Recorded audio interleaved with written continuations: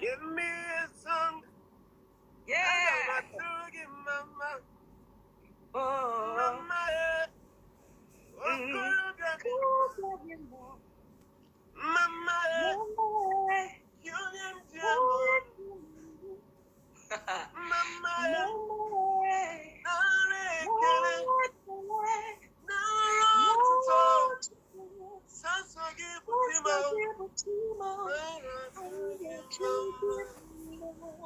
Yeah, thank you so much. Good to have you here. Everybody, see them. They've been waiting for you. Hello, Frank. I want to officially welcome you to Real Deal with Onos. Thank you, man. I'm so honored. Thanks for honoring us with your presence. We know you're very busy. Someone said that you're probably in the studio mixing. That's why you've not joined. I said, oh my goodness. Right. So good to have you. Okay, for those who don't know who he is, okay, so we'll get to meet Frank. Let's meet Frank before we go to his testimony. So over to you, Frank. Well, my name is Frank Edwards. I'm a child of God. I'm a music minister. I'm a son of Pastor Chris. Yeah. You know, I like that part.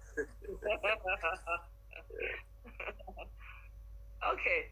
So Frank, in Real Deal with Onos, we share testimonies, like I said, like I talked about. Yeah. I know you have loads of testimonies. You know what? Take your time. Take us on a journey on the testimony you want to share. We're here to be blessed, to be inspired. And we've had loads of testimonies. We had one yesterday, and his testimony really, really inspired us. And in fact, we had an intense prayer section after his testimony. And I know, in fact, I got a lot of DMs, and I know a lot of lives were blessed. So I know today's session is going to be dynamic. Each session has its own. God moves in just different ways. So over to you, Frank. I just tried to do an intro. Yeah. Well, first of all, I want to say thank you very much for this initiative. You know, sometimes we are busy asking God to do this for us, do that for us. Yeah. And then we forget to come back to say thank you. You know, we forget to testify of the ones you already did, because we always need wanting to do this. But you see, there's something special about testifying. There's something very special about Thanksgiving. And so I'm very honored to be here with you. Thank you for the Thanks for honoring my invitation. Sure. Like I said, my testimony is plenty. Yeah. Well, take us on a journey. Take us on a journey. Yeah. First of all, whenever I meet people, I like to tell them I am only a product of grace. I'm only a product of grace. Frank Edwards is not one of those, people say I'm self-made. I don't know. Unfortunately, I couldn't say that. I'm not self-made. I'm grace-made. I'm grace-made. If not for the grace of God, there's really nothing, to boast of. There's really nothing to hold on to. Because, I'm from a family of 5. I have 4 siblings plus myself, 5. Then my mom, my dad. That's 7. We have 2 boys and 3 girls. And I grew up, as a child. I grew up in Enugu State, Lagos, Nigeria. And then, you know what is called a yard. Okay.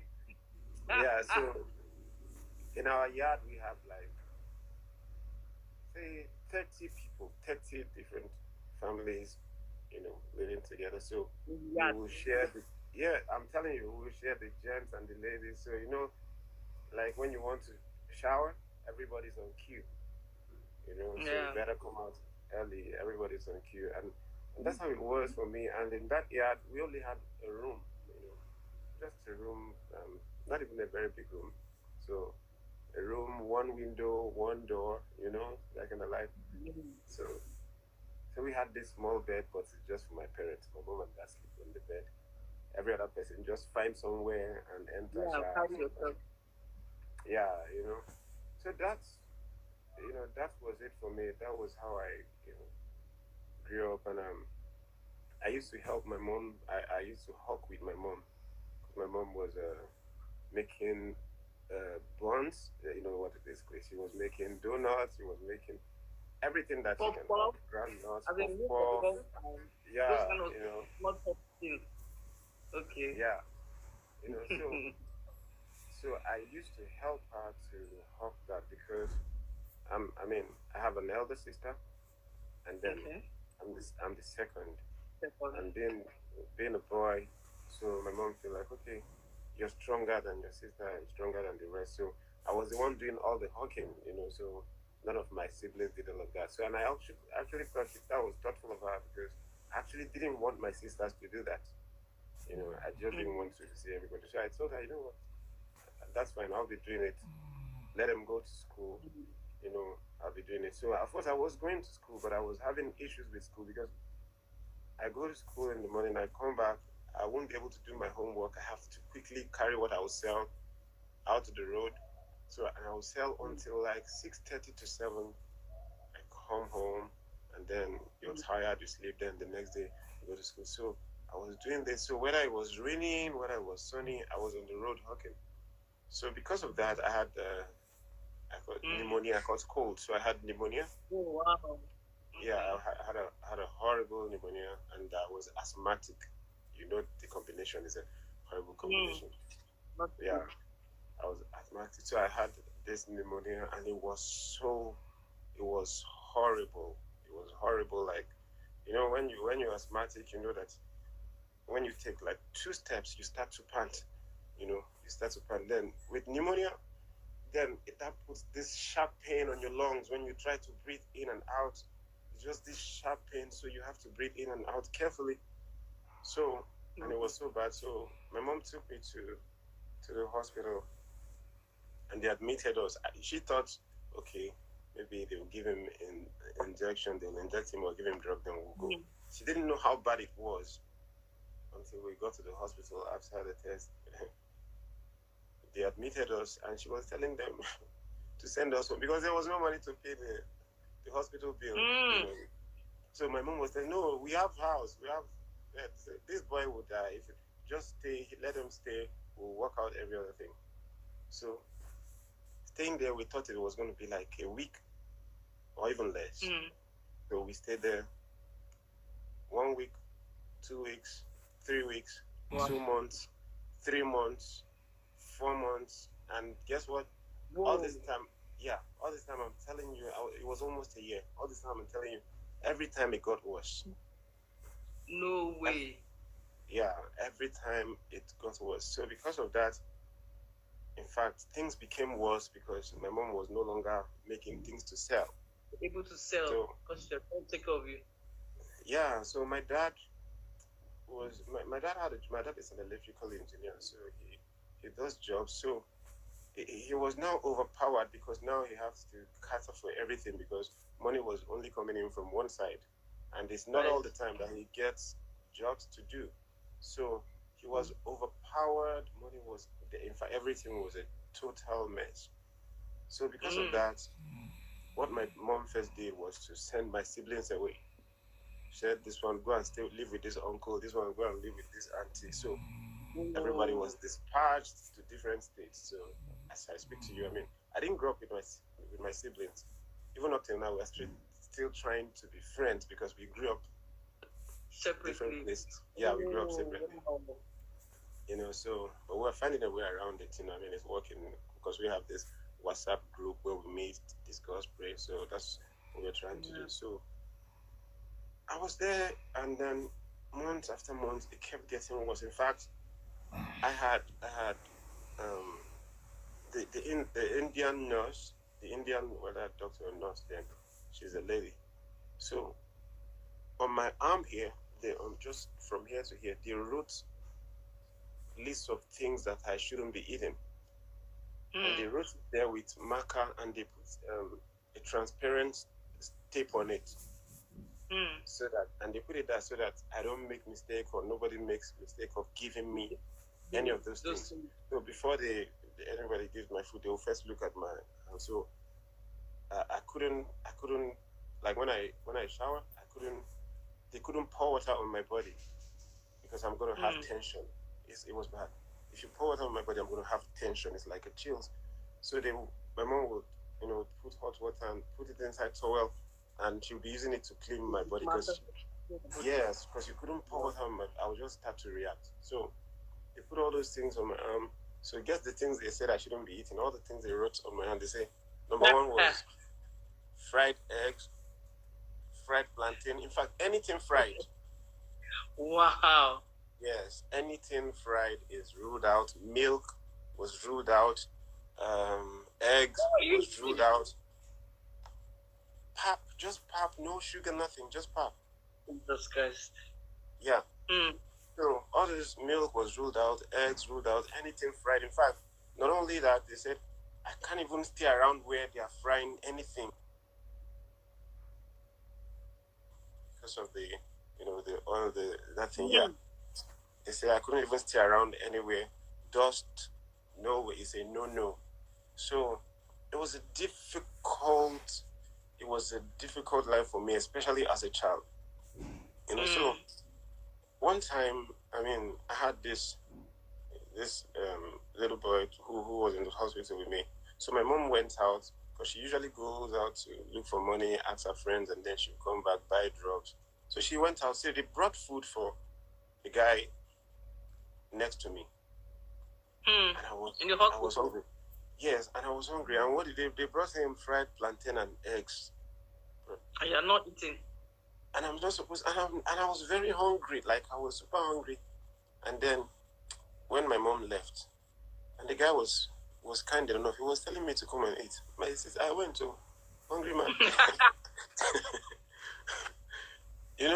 So I went. I forgot, when you're hungry, you just want to eat. Yeah, I forgot whether I'm not supposed to eat. So I ate the plantain. I had some eggs. So I felt okay. I thought, nothing was wrong with me, So we just had, I now slept. That slept, now to wake up, that is a problem. So when I slept, I noticed that they were pressing my chest because my lungs hooked. And then I noticed that I couldn't breathe. In fact, it was like my chest stopped here, so there was no flow for air. So I was panting.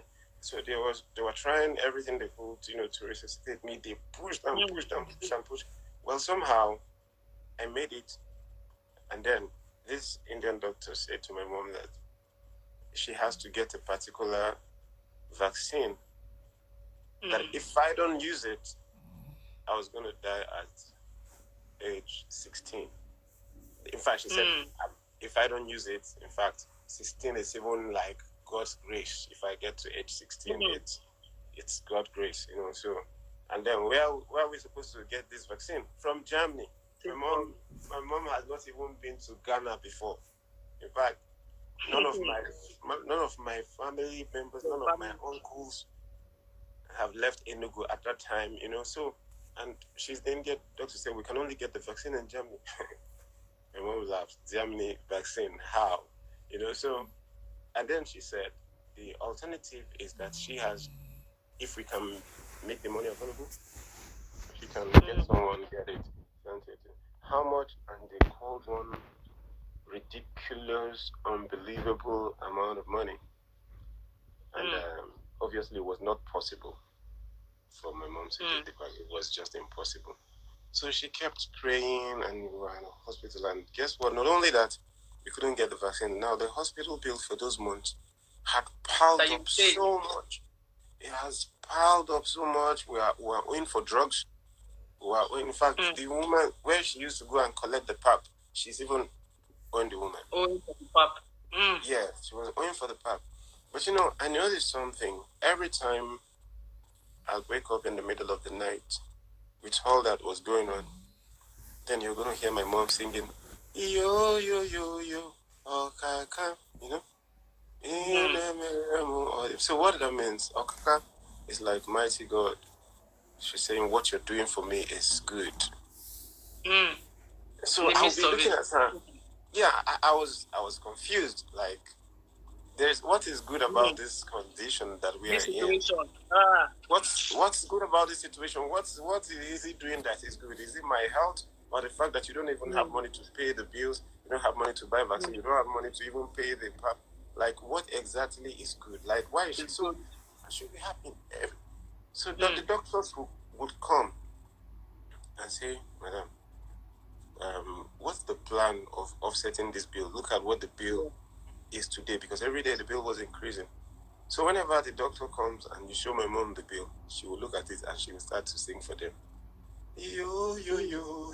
Okay. So they will just get angry and go. So one day they were disturbing the doctor, because the doctor was being nice to my mom, but the hospital management started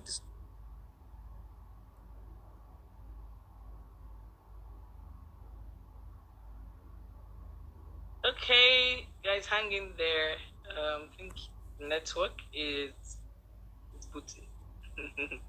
He'll join us shortly. Okay, can you hear me? Yeah, we're back. We're back on. Oh, okay. So he said to him, if you don't pressurize them, they're not going to pay. You're paying too soft something. So the doctor now came that there was, my mom was reading some Bible passages for me that day. I remember vividly. So the doctor just came and said, Madam, please, I want to tell you something. And please, first of all, please don't sing. What I want to tell you is serious. Just say what I want to tell you is serious. So please just listen to me. That the management is disturbing him. That we have to look for a way to pay up. And as she was talking, he was still talking. Someone that they said not to sing. Started singing again. She started singing. She started singing again, and as she was singing, the doctor just stood there, didn't say anything, and was just listening to her. Was just watching her. The doctor was weak. The doctor was tired. I was just watching. So immediately she finished singing, the doctor said, Madam, okay, fine, you win. What I will do for you is that it will just cost me my salary for maybe 4 months, but you can pack your things and go. No. Yeah. So my mom was so excited, and we packed. I have not fully recovered, but if we stayed more, when you have outstayed your welcome in a place and you're not paying, so I had not fully recovered, but we just had to leave. At least someone paid off that bill. So we left, packed our things, and then we went home. And the home environment was not, because we are going back to that one room, that yard. And for me to be able to survive in that yard with all that they have told me not to eat, all the things they have told me not to avoid. My mom thought, she just thought I was going to die. Everybody, they thought, no, it is finished. It's over. Because no cross ventilation, dust everywhere. People fry things up and down. Like, there's really no how with all that they have told me. So we went home, and the first week I was okay, because it was fun for me to come back home. Then one night everybody was sleeping, because it was, of course, no AC, it was fan that we used. So the ceiling, and it was ceiling fan. So where I was lying down, the fan was rolling on me. I was breathing it. I thought it was cool until I slept off.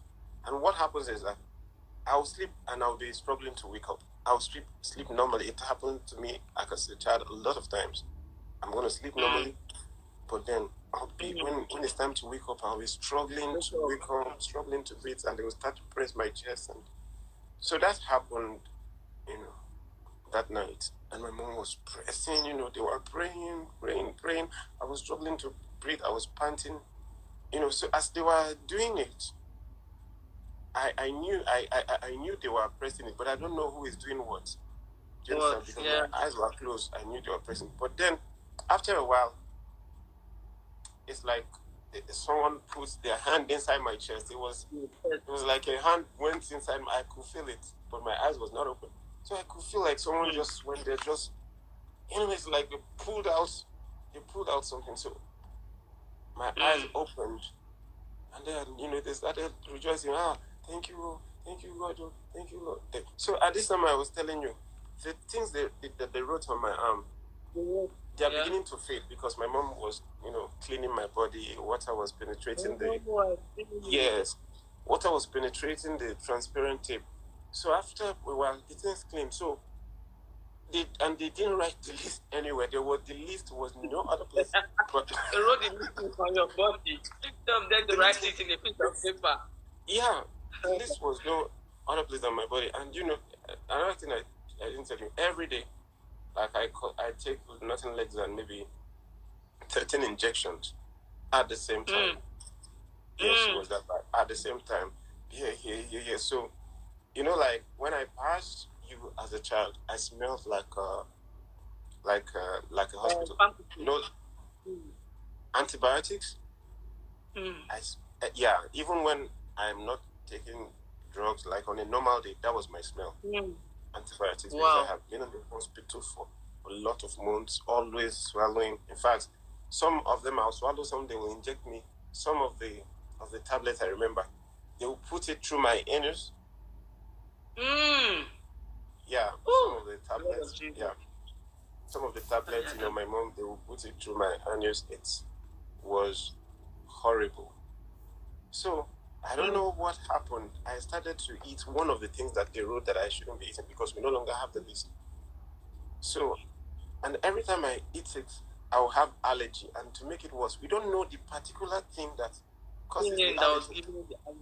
We didn't know. What I know is whenever I eat that thing, I'll have these like lumps and big lumps all over my body, from my head to my toe, everywhere. I'll look like a stone man, like they carved me with stone. It's horrible.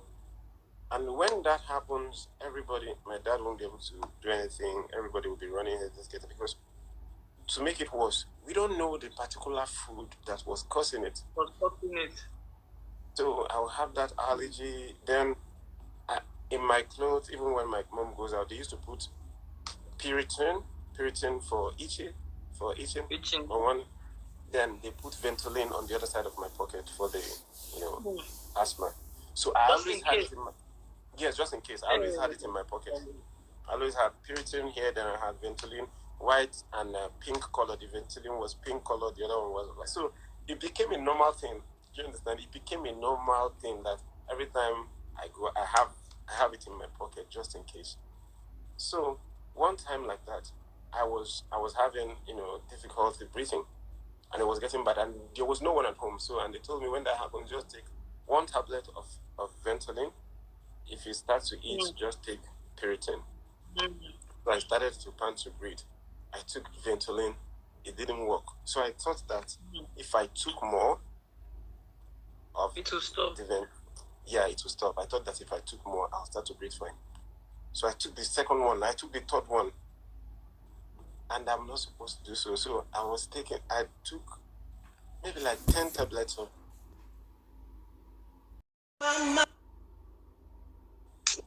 sister. I asked her friends what I would. Yeah, it will stop. I thought that if I took more, I'll start to breathe fine.